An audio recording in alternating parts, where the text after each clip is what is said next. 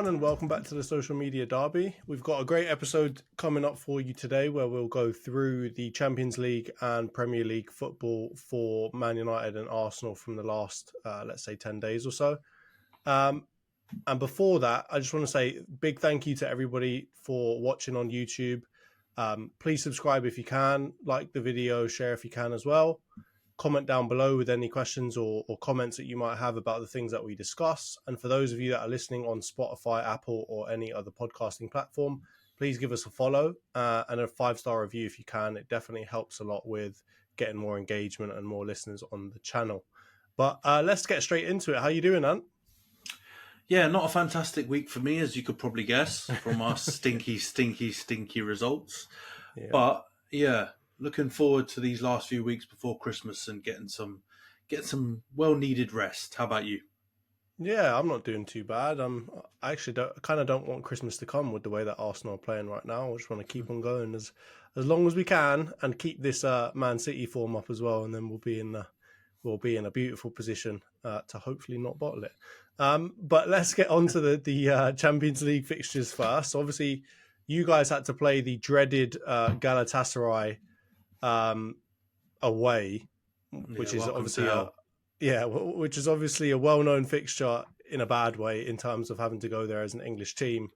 And then we had Lens at home, which was also a pretty scary fixture given the fact that Lens beat us when we went to their ground. So we'll start off with Man United and Galatasaray. So that was a bit of a humdinger of a game. Ended up 3-3. What did you make of the game in general? Yeah, so I thought it was a really interesting game. Complete basketball vibes, back and forth. We started really well, very clinical. We weren't creating loads of chances, but we took them. Garnacho with a great finish on his left foot, Bruno with the thunderbolt. But unfortunately, I've seen this episode of this series too many times in the Champions League already. 4-3 at Bayern, losing 3-2 at Galatasaray, at home to Galatasaray, losing 4-3 away to Copenhagen. In all of those games, maybe not the Bayern game, because I think they were always ahead of us, but in at least the other two games, we were winning in both of them multiple times with a healthy lead and managed to throw it away. So what I saw afterwards in the latter part of the first half and the second half was pretty much what I feared was going to happen. There's always that hope that you kind of turn the corner, but I just don't think we're ever going to get round that corner this season, the way things are going. I feel like we're just going to be on the edge of that corner, looking like we're free, and then it's just one of those corners that just keeps turning, and we just can't seem to get to the end of the tunnel to be able to see the light. So, I mean, it's quite obvious. Onana basically chucked in one of them, decided not to dive for the other, and got beaten on the near post by. To be fair, their equalising goal was a stunner, so I'm not going to hammer him too much. His positioning was a bit poor, but there's only a select group of goalies in the world that probably would have saved that, even with that. So I think it's a bit harsh to blame him on the third one, but the first one, he completely cocked it up, got defeated by a goal that ended up going very central, so he should have done better with that. And then, the second goal is just ridiculous. Again, biscuit wrists, don't know what he's doing. It's like he's been watching some like De Gea blooper compilations on Twitter, because De Gea started chucking things in like that last season at the end of the season as well. So, yeah, not great. Our Champions League hopes are in tatters, although they were outside hopes anyway, to be honest. But now they look even more unlikely because bloody Bayern decided they weren't going to give it a proper crack against Copenhagen. So now we're praying for miracles. But to be honest, who is it that we got on here? I think we got someone on and they were like, you don't wish your team to go out of competitions and you want them to play as many games as possible. But at this point, I've seen enough. Just get me out of Europe. Let me concentrate on the pain that is the Premier League. And, give me a nice jammy FA Cup run. Let me play Wigan, Maidstone United, #United until we get to the final, please. Because I can't take us playing good teams. Like, we just can't handle it. So, yeah, really annoyingly, last thing on the Galatasaray game, in the last 15 minutes, they didn't really have loads of chances. Like, they had shots on target, which skews the stats, but they were straight down Onana's throat, and pretty much all of them were routine. I think Zaha had one shot which he could have done better on, that he just gave straight to Onana. But we had so many chances, and the poor final ball, people shooting when a pass was on, just poor finishing. Like Palestri didn't look like he knew how to kick a ball. Martial was open about 2 or 3 times, and people decided not to pass to him to have a good shot on goal. And yeah, we, even despite that performance, we probably should have won 4-3 with how many breakaways we had in that last 15 minutes. But yeah, Champions League, you know, I saw some Arsenal social media content creators crying when they heard the Champions League song because they hadn't heard it for so long. I'm crying, but for a different reason. So, I don't want to hear it anymore. I don't want to hear it. Give me oh. That's what I need to hear. Even that brings up pain. So just get me out. Get me out completely, mate. Don't play any music for me. No music. I want to hear silence. I want to hear silence on Tuesday, Wednesday, and Thursday. All Exactly, right? exactly. Moments of silence all midweek, just for the terrible performances. But I will say this, just to wrap that up. We were both relatively close in our predictions. Actually, you went 3-2 United. I went 3-2 Galatasaray, and it ended up just being a 3-3. So I think that was pretty cool, to be honest with you. But let's move on to the Arsenal Lens game. Obviously 6-0 win, 5 of those goals coming before half time, and then one cheeky one in the second half. What did you make of that one before we move on? I mean, that was a great performance, and we've talked about it on previous pods. Arsenal looked like the old Arsenal in the Champions League. You look a lot more potent going forward. Havertz was looking good. 6 different scorers. Tomiyasu chucking in assists. I mean, Lons were absolutely abysmal, but you guys, kind of made them look quite poor as well. I don't think it was totally on them. I think they didn't. They came and they tried to play. This is what we're talking about. They came and they tried to play, and then this is exactly what we wait for. Is that we wait for someone a little bit naive to come and actually try to play football properly with us, and then for the most part we batter them. So it was nice for me, at least, because not a lot of teams that we've played so far have been trying to come and like properly have like an open match against us.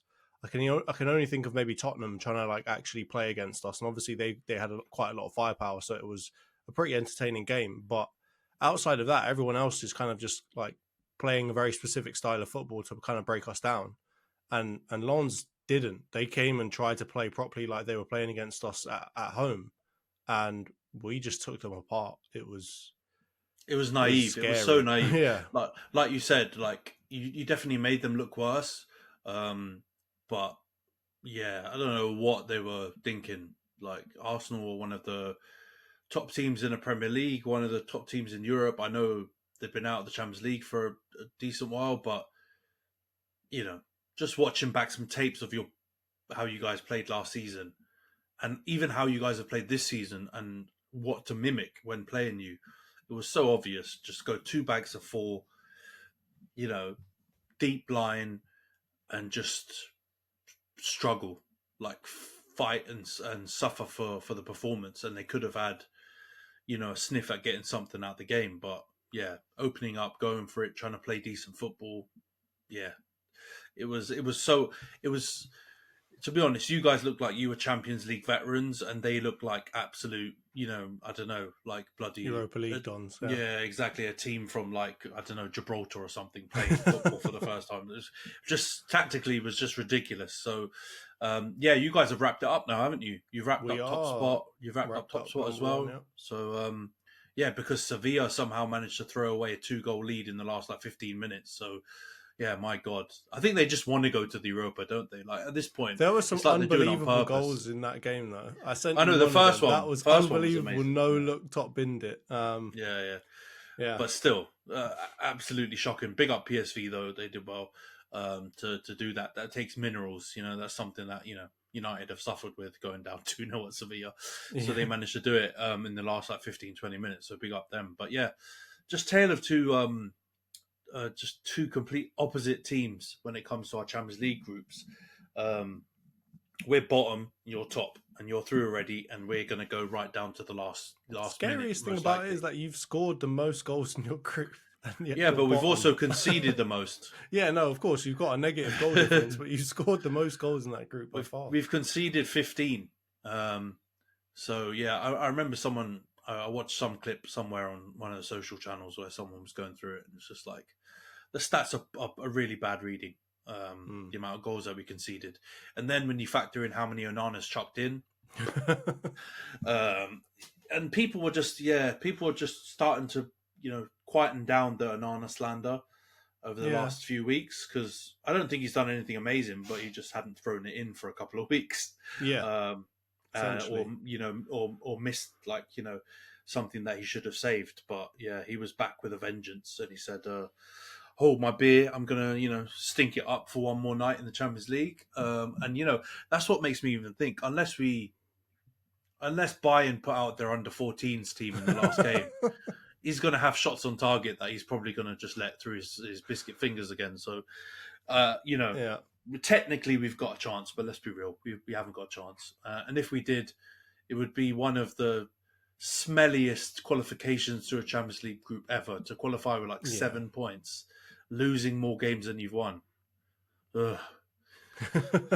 Yeah, I don't want to be associated with that kind of team. I've got to be honest. I'd rather us just go out and just write it off. You know what I mean?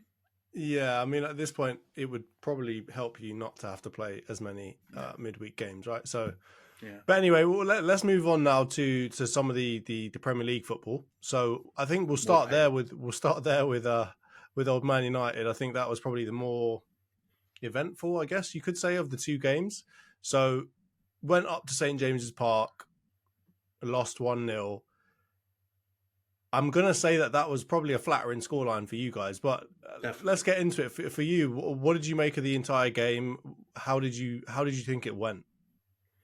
Yeah, so I had the joy of not watching this live and watching it back afterwards, or catching the last 15, 20 minutes. I think I got home to watch.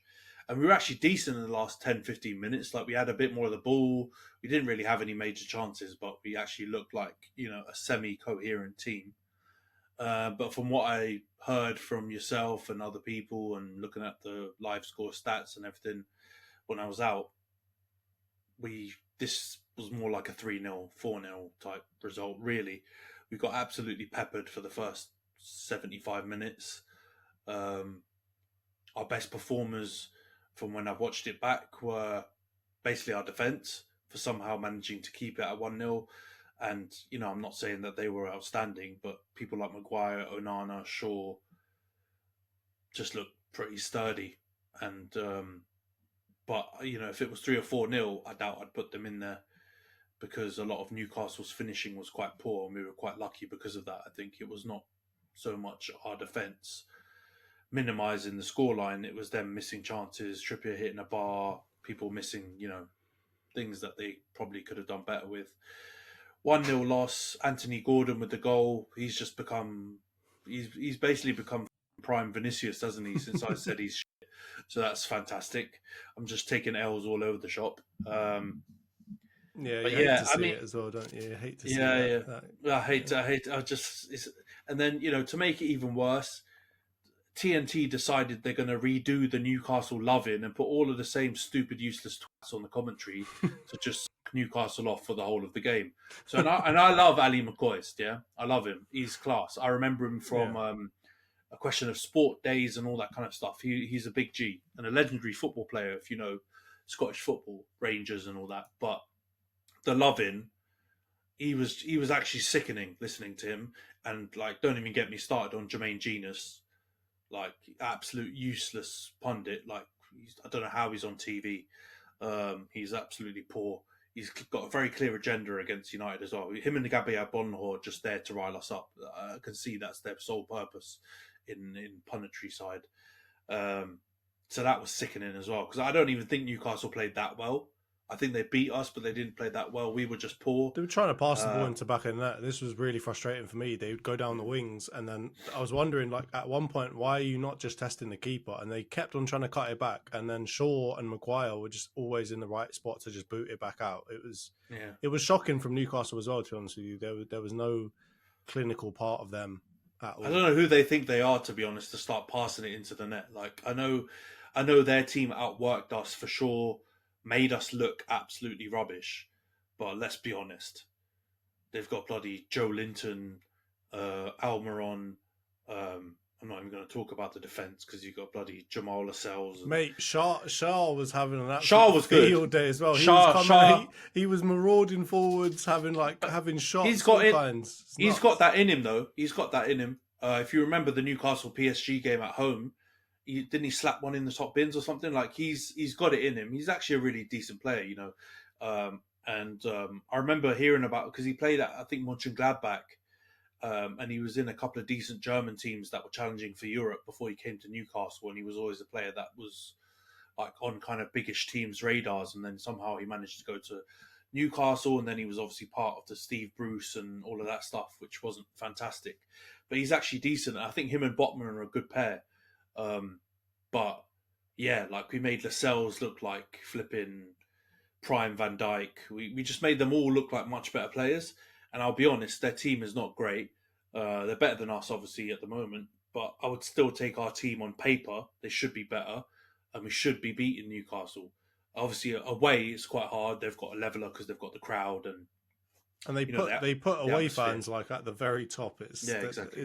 They're very tactical. Yeah, they stick the away fans in. They stick the away fans in the gods and the nosebleeds, and they don't allow any kind of atmosphere. Which, to be honest, is really smart. We should do that as well for our stadiums. But yeah, we just made them look like prime Barcelona. The commentary team were talking about them like they were prime Barcelona. It was just an all-round absolute waste of Saturday evening. So I'm glad I didn't watch it live and I did fun activities with family and stuff because it was just absolutely horrendous. And we should get into the key questions because I'm sure. Yeah, I mean, I think the first one is obviously as much as they were like good and pushing you. I think from the midfield and I think midfield upwards on the defensive end, there was not a lot really happening, right? Like it kept on coming down to Maguire, Shaw, Reguilon, your back four to just have to pull you out of trouble. And one of the big reasons for that was obviously Rashford, Martial. There was times in the game where they weren't trying at all really to get back. We'll start with Rashford. He struggled all round, right? He was not having his best game in general on the ball, but also on the defensive end, he did absolutely nothing. And when he came off, he didn't look best pleased either. So I guess my question to you is, what is going on with this guy? Like he is arguably the most up and down footballer I've ever seen, while also being someone that has like an unbelievable potential. What is going on with him, and why do you think it is such a big issue for him to contribute on the defensive end and to just try hard? So it's quite a hard one to analyse because I feel like you get into the territory of being quite unfair and doing like kind of the whole LeBron James shut up and dribble and go down that kind of route. But to be honest, I just think he's Billy Big Bucks right now, and we've created that around him as well. So I think he thinks he's bigger than the team. That certainly his body language gives off that impression. And our actions have probably validated that. By giving him a huge contract, he put us in a sticky situation where his form dictated that we probably had to give it to him, which is not great because 1 year of form, and I would say like a lot of rival fans have said he had a purple patch after the World Cup, but it wasn't really. It kind of started a bit before the World Cup, and it carried over until after the World Cup, until kind of the Carabao Cup final, I would say. From then onwards, he kind of took a slide form-wise. And you could see our team didn't look as good after that, right? So we were so heavily reliant on him that it was basically Rashford and Chill. Got the big contract. But even last season, at times, in the second part of that, the latter part of the season after the Carabao Cup final, he was exhibiting this kind of behaviour. He wasn't tracking back. He would take people on. It wouldn't come off sometimes, and then he would just stop dead in his tracks, and he wouldn't go and help his defender out. And I think the only times I remember him doing it were in a couple of big games, when I guess he could feel the rivalry against Liverpool or against City or something like that, he actually did it a bit more. But in the other games, he didn't do it. And this season, I don't think he's done it in any of them. So when we played City, I don't think he did it. I don't think he really did it. He did it kind of a bit against Arsenal, and then that crossovers with him scoring a goal, and I think that was one of his better performances. But yeah, there's all this jokes around. Oh, he's back with his, his childhood sweetheart, so maybe now he's going to be like, chilled out again. But I think there's attitude issues. I think people don't want to say it, and I've been guilty of this, focusing on Maguire and McTominay, the kind of easy targets for criticism around kind of attitude and lack of fight. But I think Rashford is in that category. I think Rashford, Maguire, and McTominay are in a very similar category when it comes to. I think they've got a lot of power in the club.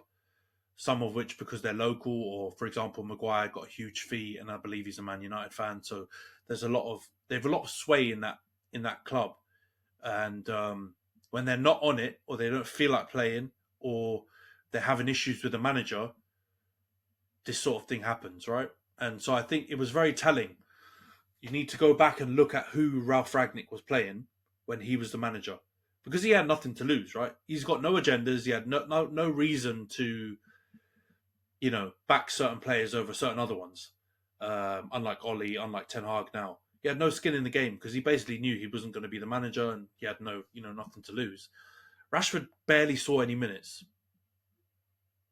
I think that's a key thing to remember. It wasn't like a clash of personalities. I don't really believe Ralph Ragnick was like coming in there telling him, doing a Louis van Gaal or even what Ten Hag's doing now and having spats with them. I think he purely looked at, why are you not trying? Why are you not working? Why are you not trying to fit in the team? Oh, you don't want to do that? You won't play. You'll come off the bench. I'll play Antony Elanga. I'll play Garnacho. I'll play other people. And you will just have to watch and see and hopefully learn. But he hasn't. And so I think Ten Hag's kind of pandered to him when he first came in the job. I'm pretty sure, when you play Football Manager, there's one of those bits where when you interviewed for the job, they ask you questions about like what you're going to do when you get the job. I bet you one of the questions for Ten Hag was, we love Rashford. He's our talisman. We need someone to get the best out of him. Can you do that? And Ten Hag has obviously gone, yes, blah, blah, blah. And he's pandered to it. And it's obviously one of the key aspects of his role. How do you get the best out of the local lads? And Rashford is obviously the poster boy for that. So at this point, I obviously respect all the stuff he's done for the kids and all the charitable work he's done. He's obviously he is bigger than football from that perspective. I don't think we should ever try and deny football players that opportunity. But on the pitch purely, he's really not been up to scratch now for the whole season, and you could probably go back into the back end of last season. And his attitude just stinks. So whether it's a psychologist or someone like this at the club that needs to be speaking to him to try and understand why this is, to try and help him regain his form. I don't know, but something needs to happen. And if he's not able to do that, I think Ten Hag's given him enough opportunities to try and play himself into form, and he hasn't. He's getting sympathy penalties like Havertz. So that's not, it's not looking good, bruv. So I would personally, I would let him ride bench, put Garnacho. I mean, and you're going to hate this, but I would say Antony even looked decent against Galatasaray, right? That was probably his best game he's had for us. And when he came on, he looked like he gave more of a shit than both Martial and Rashford combined against Newcastle. Not saying he was great, but I would play at least he tries on both ends of the ball, right? Like I'd play Garnacho and Antony.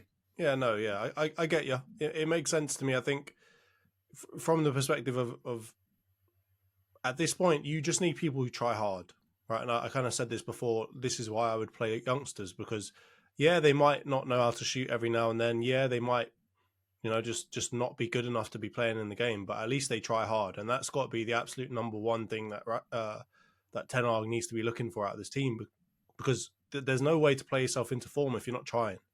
And unfortunately, Rashford in that game, and I hate to say it, he didn't look like he was trying all that hard, or at least he didn't look resilient, right? Like he would get the ball, try something, looked exciting somewhat, and then as soon as he lost it, he's just like, all right, I'm done now. It's that kind of like giving up too early kind of thing that maybe is the real issue there. Whereas Antony, for all his faults, doesn't give up that much, right? Like he will go and start kicking people. Yeah, And I start mean slapping people's hands out of their face and stuff like that, right? Like he'll that. start doing that stuff, which at least shows that he cares. Yeah, the petulance is not ideal, and I think that's the problem, right? We either have people who have got yellow bellies and are just not up for the fight, or they're just very, very weak and can't deal with professional sport where you're going to have ups and downs, or you have people that when they do go through the troubled times are almost too aggressive or petulant. And Bruno, Antony, I think Licha, we love them because I think we'd prefer to see people cross over that side rather than have no fight.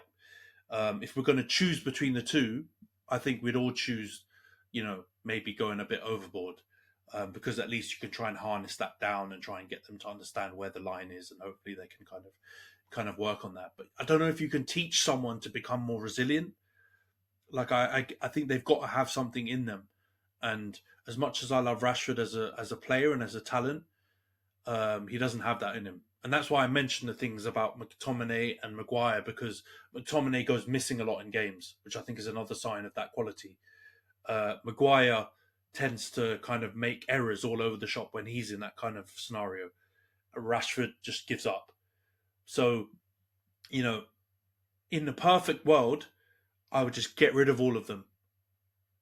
If I think they've had enough opportunities, in my heart of heart, I know that they're not gonna reach the levels that we can that we can with them in the team. You literally need to have, that's 3 players, right? You need to have 8 other players that are world class when it comes to mentality to be able to carry those 3 through to have a winning team, I would say. And even then, going up against a Man City who don't have many players like that, probably, I doubt they have even one, right?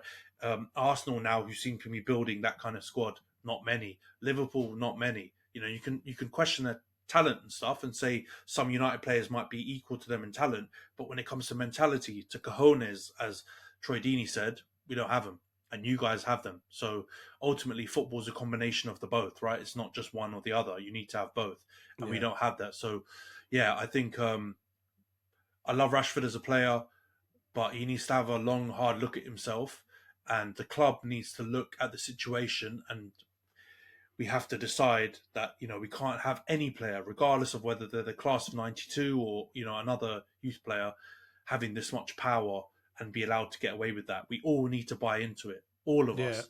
you might have to do the Aubameyang, where you just say Maybe, you're my captain and you're probably my best player, but you're gonna have to go, son, because yeah, no team is or no player is bigger than the team, and no team is no player is definitely bigger than the club, right? And so I think let's move on quickly, because I mean one of those players who kind of might sit on the fence there is Martial, right? Because Martial to me seems like a guy that does at times try quite hard. It's just that he hasn't really been given dealt a great hand, really. Like he gets injured very frequently. As soon as he looks like he's back in form, he's injured again. And sometimes he just lacks the quality that probably comes from the lack of match fitness and the lack of consistency in his football, right? And in this game, obviously, Ten Hag was shouting at him, trying to get him to track back. And there was a point where you can see him kind of look at Ten Hag and kind of like say, "What are you talking about? I'm trying," kind of thing. What did you make of that kind of whole spat? Did you do you think Martial has a similar problem, or what do you think's going on there? I think Anthony Martial is the most understood player in maybe English football. I like, obviously I understand the question marks around his availability. I think that's fair. I think there may have been times in the past where he hasn't looked like he's cared a lot. But I have to be honest, right? I watched that clip back afterwards. He's not the one to have, an argument with or a spat or point fingers at. He's literally covering Rashford's area to help him press, and then goes all the way back to the halfway line which I'm sorry, you're not expecting your striker to follow all the way back to go into your defensive like final third. No, I don't think anyone asked for that. You don't see Haaland there. You don't see Harry Kane when he's playing for Tottenham there.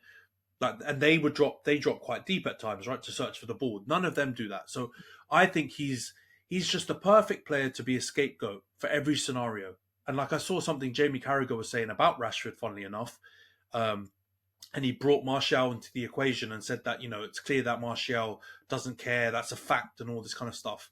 I'm sorry, like Jamie Carragher, I've in previous times disagreed with things that you've said that have turned out to be true, but I have to tell you, you are absolutely waffling out of your ass on this point, because there is no way you can prove that Anthony Martial does not care, and that's a fact.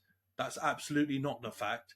That just buys into your narrative that the media have created around him since the day he stepped foot in England, which is that he doesn't care and that we overpaid for him and that he's essentially useless, right? Like he's a foreign player who's just useless.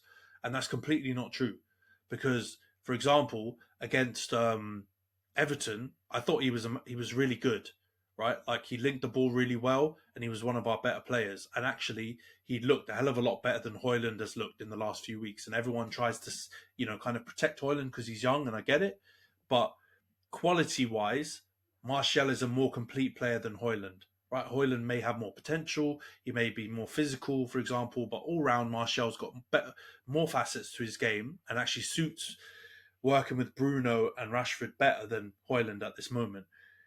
Against Newcastle, okay, he wasn't great. To be fair, he was starved of everything though, right? Like I can't remember how many touches he had of the ball, but at least he was, tracking back to a certain extent, certainly a hell of a lot more than Rashford.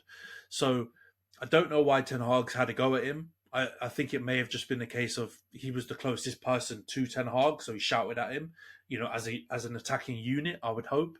But if it was about Martial, then we've got bigger problems with Ten Hag than we thought, right? Around favoritism, around, how he sees the game.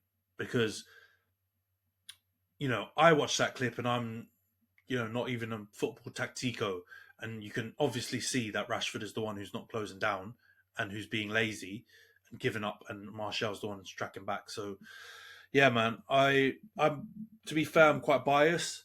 I'm probably in the Adam McCullough, Tony Marshall fan club when it comes to, having a lot of time for him. But I think it was really, he's not the player to moan at in that game. I don't think he was fantastic, but Rashford deserves to get hammered way more. McTominay went completely missing, and that Lewis Miley guy made him look like, a novice in midfield, and he's like a 17, 18-year-old dad for Newcastle. So I don't think this should be something to talk about too much. Yeah, no, I get you completely, and I think I'd love to see Martial, Højlund, and Garnacho / Antony. Like I don't know why you guys don't try sticking Martial out on the right wing, right? Like maybe you can cut in. You could stick Garnacho back out on the left wing, right? And then you've kind of solved a little bit of a problem. I get that Martial is supposed to be a striker, but I don't think he's got the legs to play on the wing anymore. I think that's the thing. With the injuries, I think that's taken away that explosive one-on-one pace and that he had before. Because if you remember, he had really good close control, but he could breeze by players, right? Yeah. But I don't think he's got that anymore because of the injuries he's had. So I think up front is probably his best position. But I do like the idea of maybe playing Garnacho, Antony alongside him, or even Højlund from the right? Because Højlund's quite a powerful runner. I believe he could probably play on the wings too, and he did for Atalanta. So I would experiment with that. I don't think you have to play Rashford when he's playing poorly. I really don't. I especially don't think you need to play him playing him out of position. And when we say out of the position that he wants to play, because as soon as that happens, I think that is a recurring theme. Is that as soon as he plays outside of the left wing position, he suddenly just doesn't do anything. Exactly. He can't be bothered, doesn't want to do anything. And I don't get why Ten Hag continuously kind of says that he can play there, and that if anybody's going to change, it's going to be Rashford. It's not going to be Garnacho. I don't get why he keeps doing that. I think maybe he's trying to teach Rashford a lesson or something. But I think at this point, Rashford is just spitting in his face and saying, "You know what? I don't care. I'm not going to try hard if you play me out of position." And I think we're the ones being taught a lesson when he plays out there every single time. He's not improving. right? No, Like, it's exactly. quite clear. Yeah. He's regressing even more. Like you said, you make a great point. Whenever he's played slightly out of position, because it happens again when he plays up front as the focal point, that tends to be when he starts to give up and, look a bit stroppy and not work and try hard. But if he's on left wing in his perfect position where he feels the most comfortable, then suddenly, he's Ballon d'Or level according to some delusional United fans. Like, Yeah.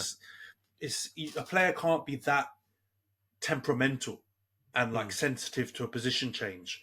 You have to be able to play more of them. But yeah, let's move on to the next topic because it's pissing me off. Well, I think we'll probably wrap up the United segment there and get on to Arsenal. We obviously went to Wolves. I predicted, what was it, like a 3-0 win. I thought we were going to slap them. Ended up beating them 2-1 with a very sticky last 20 minutes. But I have got to say that should have been like a 4-0 win, right? Like, outside of that goal and the mistake from Zinchenko to give Wolves that goal and make me look like an idiot again because Cunha scored it. That was a great goal, by the way. After me, he was a great finish, left foot, binned it. He scored like 2 since you said that. Yeah. I feel like Premier League players, you just have to reach out to me, tell me what you want me to say bad about you, and then somehow you'll start performing. But I think outside of that, like, Arsenal were quite dominant. I think Saka had a great game. Odegaard had a great game. Tomiyasu, again, had another great game. A little bit of an injury scare as well. So I'm praying that he's going to be all right. But I think for the most part, we were dominating that game. And I think that the 2-1 really doesn't show as much as possible of like what we should have really been doing. Like, I think our XG was like at 4 and their XG was at like 0.79 or something like that. And we ended up only winning 2-1, which is not great. And it's just like, it brings on the same old comments that you typically get, which is, we need a 9, we're underperforming XG, blah, blah, blah, blah, blah. But actually, if you think about that game, right, like, Nketiah did miss a couple of sitters. Gabby Jesus probably could have done a better every now and then, but I think for the most part, there was one part that was just not clicking really when it came to the finishing. So again, I'm not all that disappointed with the result. I think we played well, which is something, more than I can say for a lot of our other games so far this season. So it's nice to see us play well, but that last 20-minute thing that we keep doing now, where we let in a goal and then everything gets squeaky for the last 10 minutes. I'm not liking that part. And so far this season, it's happened quite a few times, and it's been most of the times where we've dropped points, where we've either drawn or lost or whatever it was. And Wolves are a dangerous side, right? Like, we talked about this before. They've got a good manager. They know how to play football. They've got good players. That could have got sticky for us. That could have been a 2-2. That could have been, something worse. So from my point of view, I really need to see us be a bit more clinical in front of goal. And on top of that, I need to get rid of these mistakes. And I'm sorry, Zinchenko, you played really well for the game. He was really good up until that point, but you've got to get rid of those mistakes, man. Like, if we're really trying to go for the title again, if we're really trying to go deep into the Champions League, like, we need to be clinical, put games away, and then just coast and kind of take our foot off the pedal a little bit better. 2-0 is not a point where you can do that. So I'm really hoping that, moving forward, we can kind of get rid of this weird streak that we're on right now. What did you make of the match, Ant? Yeah, it was. I think you were really dominant, and Wolves are a decent team. But I completely agree with you. I think your attack started to look a bit more potent again. Like, it looked like you were creating more chances. You just kind of lacked that finishing touch. And like you said, Eddie missed a few good chances. I think Bumhole Eyes had a few one-on-ones with the goalie. Trossard, for those of you who can't visually tell that straight away from looking at him. Tomiyasu was really good. I think he had a great week, by the way, because he was good against Lens as well. And he's just been building up more and more. So I think it's a good, like, from a performance standpoint, I think it was a really good sign, right? Because I think you've been getting the results, but performances are things that the Arsenal fans have been a little bit ropey about. But I think this time it was the opposite. I think you guys were, performance-wise, on point, like really on point. I think you guys played amazing. But you just kind of lacked that finishing touch, which I guess is the is another issue that you've seen in previous games. But 2-1 makes it seem a lot closer and flattering to Wolves, really, because one Zinchenko mistake, barring that one mistake, it was a comfortable 2-0. And you could have said, like you said, 3-0, 4-0 would have probably been quite fair. But yeah, I am very envious when I watch Arsenal play, to be perfectly honest, because at least I can see why I'd want to watch them, right? If I was like a neutral fan or just a fan getting into football, watching Arsenal play is enjoyable. I know it hasn't been as enjoyable this season as last season, but I tell you what, I'd take that from a Man United perspective. I take that unenjoyable football you've been having for the last 3 or 4 months over the bloody crap that I've seen. So, yeah, I think you guys did well, and you're top of the league, mate. 2 points clear of Liverpool. 3 points. Is it 3 points clear of City now? Maybe 4 even, or 5. But yeah, you're looking good, and the performances are starting to come.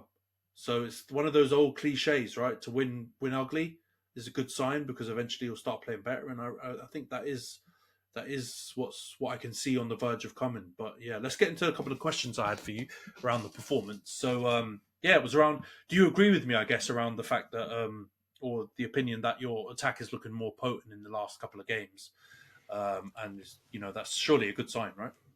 Yeah, no, I agree. I think we definitely have looked a lot more fluid, which is the point that I was kind of missing. Is like we've been looking kind of stop starty, and it's because of the way that teams have been playing against us, right? They haven't been allowing us to do the kind of jinky majinky play that we're looking for.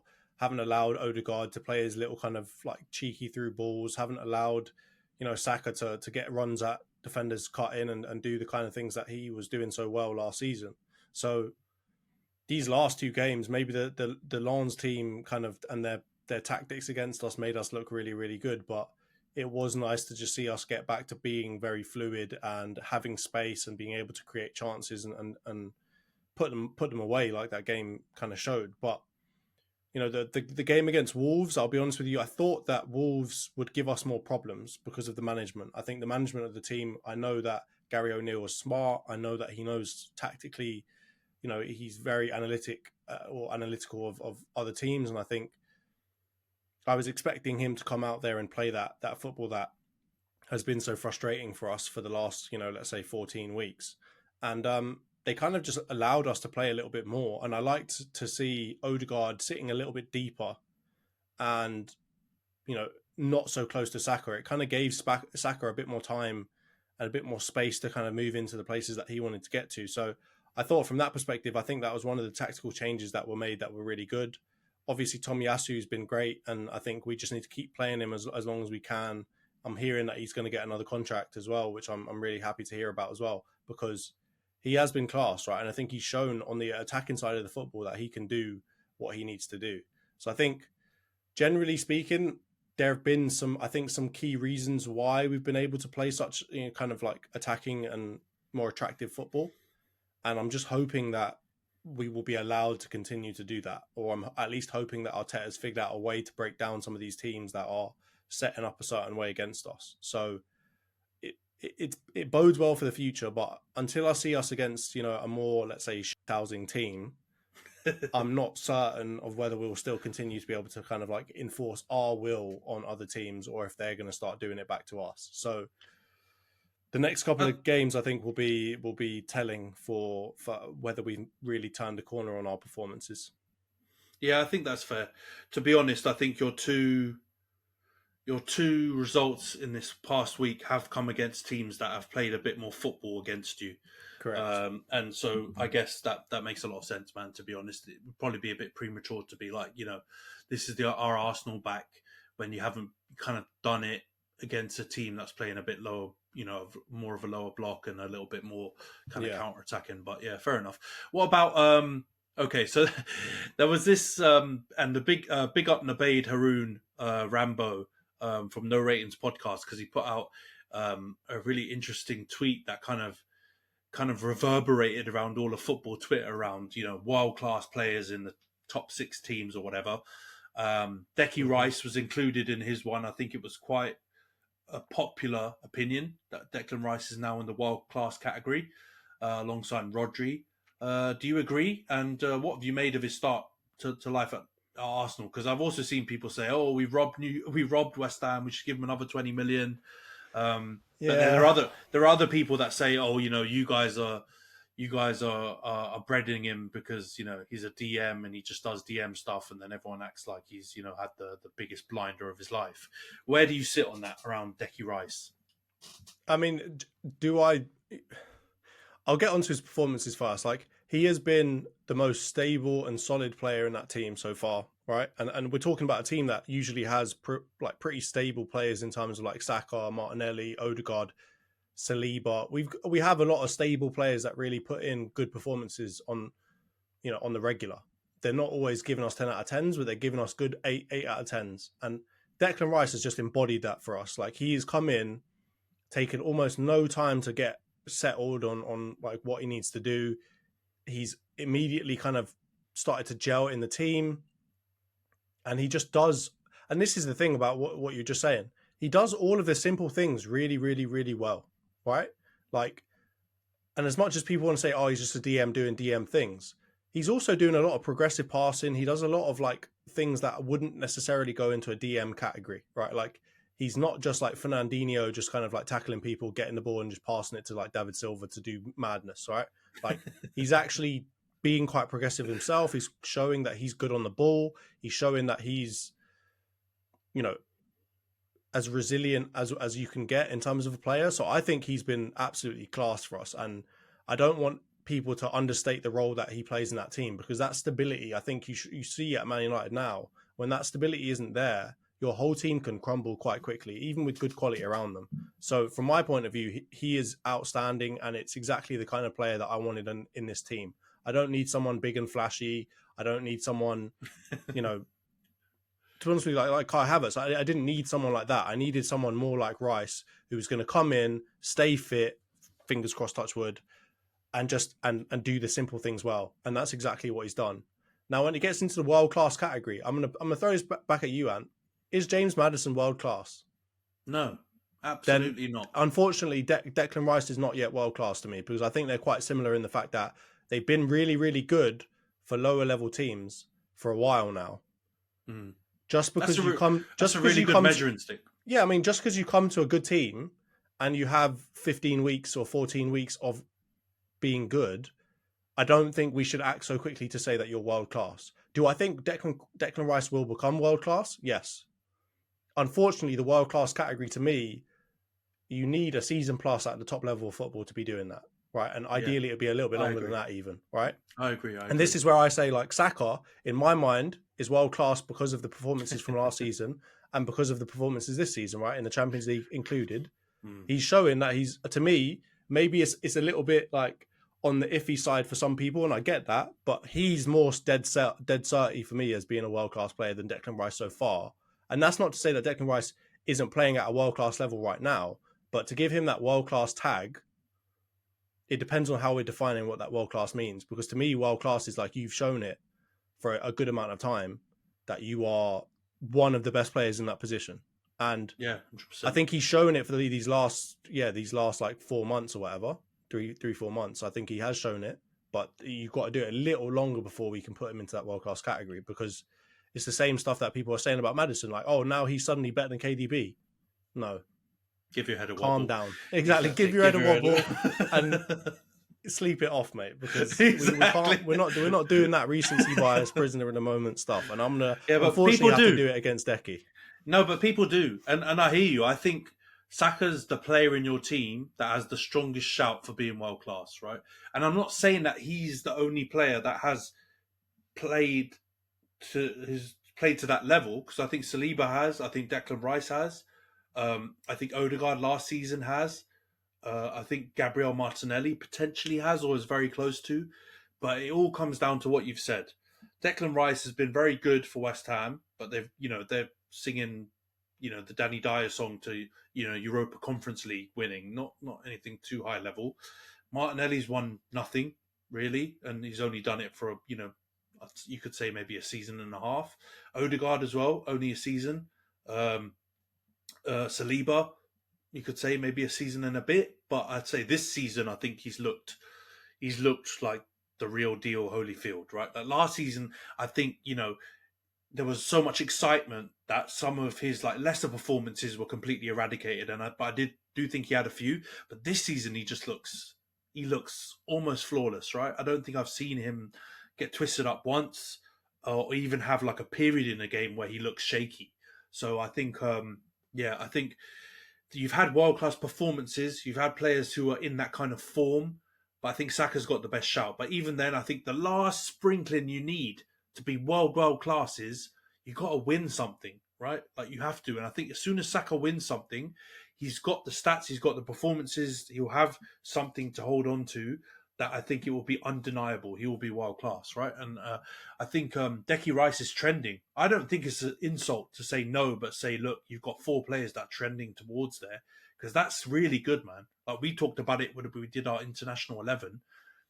We could only name 4 or 5 players on each of those like unbelievably well decorated teams that could potentially be world class. So if you've got 4 or 5 trending that way, if you got 2/3 of that, you'd be looking real good for big trophies. So I think it's not a slight, man, and I No, think Decky I Rice think is we doing just well. have to remember it's a bit of a slap in the face to people that have been doing it season in, season out for like 6 Yeah, years. That have been like, for example, like KDB. When he's seeing these Madison shouts, he must be like, "What are you talking about? I just want a exactly. treble, right?" Like, and I've been doing this now where I've been basically the best player in the league or close to the best player in the league for the last like however many years. So I do think I want to bring some kind of like calm and patience back to Yeah, this whole discussion because even Rodri, like he's been doing it for some time now. He's had probably the shakiest of all his performances this season, actually, funnily enough. But I think it's a little premature to start putting him into that category. It's the same thing that like people are doing it with Bellingham now, and I get it, right? Like people are like Bellingham's the best player in the world, and I'm just like, maybe right now, like he'd be the first name on your team sheet right now, form wise, form yeah, wise, yes. But like we got to give it a minute now, right? Like it's a slap in the face to people around him, like Tony Cruz and Modric, who have been doing it week in, week out for like Vinicius even. 10 years, right? Like yeah, like Vinicius too. So I think we just need to all settle down a little bit. And we're doing it especially for a lot of these English players, right? Like I just said, Declan Rice, Jude Bellingham, and Maddison. Like we're getting a little ahead of ourselves again on all these English players, whereas these foreign players, it takes them years before they get recognised for being good Exactly. at stuff, right? Like Yeah. at this point, it's a good example with Palhinha as well. Like he's doing it at Fulham, he's playing really, really well, but until he goes to another big team, like no one's going to be saying that he's world class or anywhere near it. And obviously, he hasn't been as great this season, but we just need to settle down a little bit on some of the, like, first of all, some of the English bias, but also set like the recency bias. We can't go like nuts on this because you put unnecessary pressure on a player who's playing well, man. Just let him play well. And when the end of the year comes or when next season comes, let's see what we've done and let's see where we've got to. And at that point, we can start having these conversations. But until then, we just need to settle down a little bit and just let players play without putting unnecessary pressure on them. Yeah, just enjoy them in the moment, right? Like they're playing really well, like you said. Quite a lot of English people being, English players being shouted out on that list of players that we talked about, and in and around that category. Didn't even mention Harold Jebediah Kane as well, who's obviously, he's definitely in there. So, England are looking good, but we need to give it a bit more time. They need to prove themselves on the biggest stages, I think, before we can, stamp them up with that world class tag. I think you're right, man. And you avoided that, that banana peel that I put in there for you because I know there's a little bit of Arsenal in you that was going to be like he's world class, mate. But let's go on to the match previews then. Yeah, Before we wrap up the pod, we got 2 Prem games each this week, yeah, which is great. Just what I need. More games for us to be rubbish in. We've got 2 games at home, United yeah. at Old Trafford. You've got 2 games away. I'll start off with the midweek fixtures then. Man U versus Chelsea. Oh, Chelsea are just like an absolute enigma because Yeah, their performance, one week they can be class and one week they can be yeah, absolutely terrible. their performances would indicate they're a decent team trending up, Mm. and they're growing. But their results and the games that they've lost, they just look like the same old stinky Chelsea from last season. So you know what? I'm going to hope and pray that we find some of our form from last season at home, and we give them I want to say slapping, but I really don't think we're capable of slapping anyone at the moment. I think we're going to beat them 2-1. But yeah, I don't trust Chelsea. I don't trust us, right? But I don't trust Chelsea even more. And a thing that people have been kind of talking about is, but Chelsea have been good against the good teams. Number one, I don't know if we're in the good teams category right now. Yeah. Number two, all of those games have been at home. Yeah. I don't think you can include that Spurs game as like, they were really good. Spurs chucked it against them, right? And they were 9 men. But at home to you guys, at home to Liverpool, at home to City, they were good. But they come into us. So let's see how they handle it. But I think we'll win 2-1. What do you think, Johns? I'm going to go 2-2.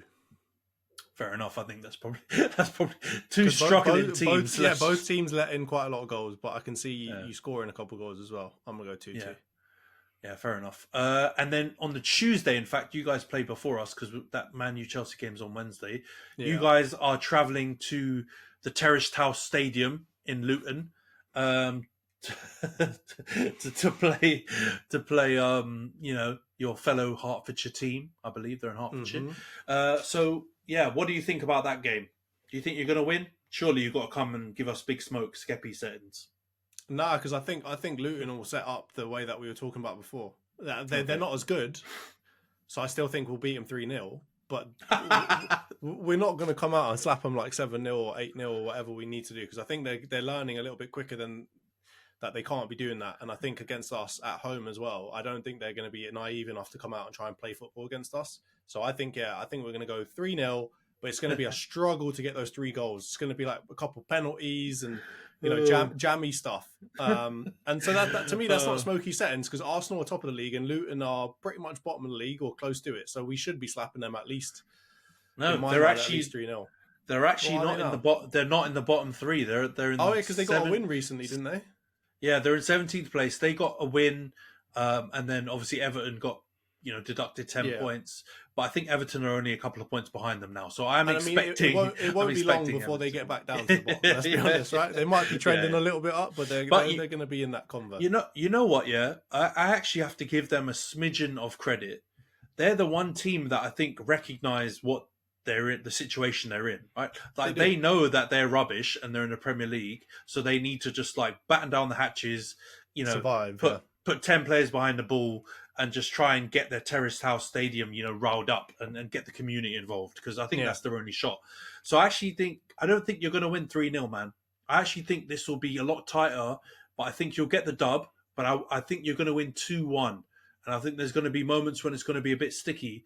And I think, I'm not just putting this on you, because Liverpool found it difficult there, didn't they? Tottenham won 1-0 as well. It was tight. Yeah. I think we've got the potential to go and lose there as well. So, let's not even talk about Man United. But I think it'll be tight. Yeah, so I'm saying 3-1. I can see that. I'm still going with 3-0. Just I'm going to keep on saying 3-0 until we do it, because, at this point, it's frustrating.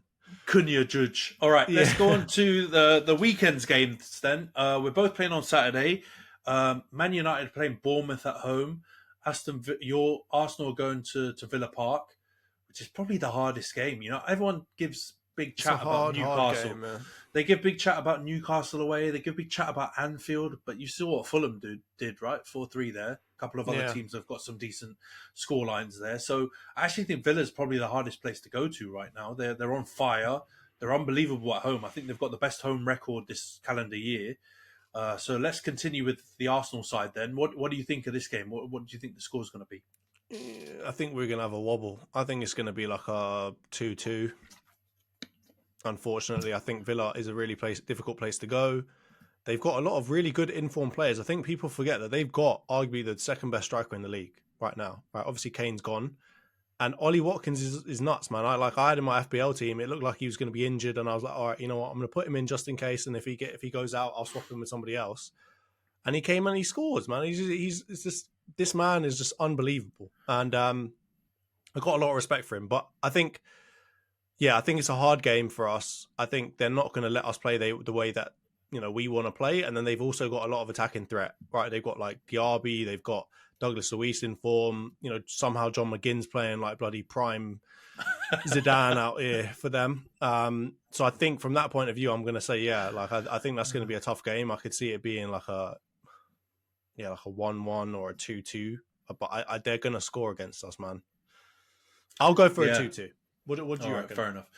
I don't think it's going to be a good evening because it's a 5:30 kickoff for you guys. So I think Unai is going to do you. For who? I think it's going to be a good evening for him, and I think Count Dracula of Birmingham City is going to do Arteta. I hate that because there's been these stupid content coming out about the best Premier League managers right now, and like everyone's just completely being like, oh yeah, Unai's certified number 3. No, there's no competition, which I don't disagree with, but they're just doing prisoner of the moment stuff again, right? Like, yeah, it's form, and everyone's like, now he's the best manager they've ever seen. Yeah. I'm just like, come on now. But I mean, it's kind of form, but also looking at his track record. So he has a history of being good. Shouts. Yeah, I get the shouts. He's probably got a better legacy than the rest of the managers beyond Klopp. Yes, he does. And Pep. Probably he's got better track record than Poch, better track record than Ten Hag, better track record than Arteta. Any other bigger manager that's in the league, he's definitely equal to, if not better. So I get the shouts, but you're right. Villa have become everyone's hipster team. We said earlier in the season we thought they're going to do well, so we're quite Hackney Wick hipsterish as well. But I think it's going to be a good evening for Unai. I just look at their team, and you're right. Ollie Watkins he's on fire. Diaby scored in midweek in the Conference League. Douglas Luiz has just put up some silent stats where he's moving like one of the best midfielders in the league. So that's kind of like crept out of nowhere. Unai's getting a tune out of Bailey as well. Leon Bailey, I hate him. He's an absolute chief, but he's scored, or I think he scored in the 2-2 at Bournemouth as well. So yeah, they've got, and you know what I really rate as well? They've picked up some gems under the radar. Pau Torres and that, yeah. Pau Torres with Diego Carlos is a nice blend of like, calmness, and Diego Costa's an absolute mad head case. So they've got aggression. Esri Konza, I think, has got an England call up the other day. He's doing really well. So Matty Cash is a bit of a house. Ask Bentancur. So they've got elements. Amy Martinez, even bigger house. So I think Alex Moreno. They've got a lot of quality in that team, man. Yeah. They do, and like you said, John McGinn. I don't rate him either, but he's playing really well and he works really, really hard. So I think they're going to just about nick it. I'm going to say 2-1 Villa, but I don't think it will be mad for you guys to get a draw or even win it 3-2, right? I think it's going to be one of those games like we predicted with Galatasaray, where it could go either way anyway. It really depends. But I think Villa are gonna sneak it 2-1. So let's go back to United Bournemouth then to wrap up this prediction. We should absolutely slap them because Bournemouth, they've looked a bit better over the last couple of weeks, but they're in that cluster of shite clubs at the bottom of the league. Yeah. So I'm going to say 2-0, but I wouldn't be surprised if it was a 1-0 to United and we just about snuck it like the Luton at home game. Yeah. So I'm going to go 2-0. I wouldn't be surprised if Garnacho and Fernandes Bruno scores because they look about the only players that have got any kind of output at the moment for us attacking wise. So I'm going to go 2-0. What do you think? I'll go 2-0 as well. I think. Oh, actually, no. With that game against Chelsea, I'm going to go 1-0. I'm going to go 1-0 United. I think you'll get the win there, but I think it's a tough ask when you've got 2 games in a week and one of them's against Chelsea. So it's not going to be an easy game. And as much as Bournemouth crap, like Iraola's not like he's not as useless as certain managers. They've looked better recently as well. They've looked better in the last couple of weeks, man. Semenyo's looked decent. They've got a couple of players that can definitely hurt us. So I don't think it's out of question. Yeah, I don't think it's out of question that they score. So it could be a 2-1. They could even draw. Like, let's be honest, we're so unpredictable. Anything's possible right now. But I think all right. I mean, so then it looks pretty like a decent double-header week for both of our teams. But let's see. We'll see how it actually goes. Yeah. Let's see what mood we're in by the next podcast. But it's been a good one despite all the madness. Well, anyway, let's wrap it up there. A big thank you for everyone that is listening and watching.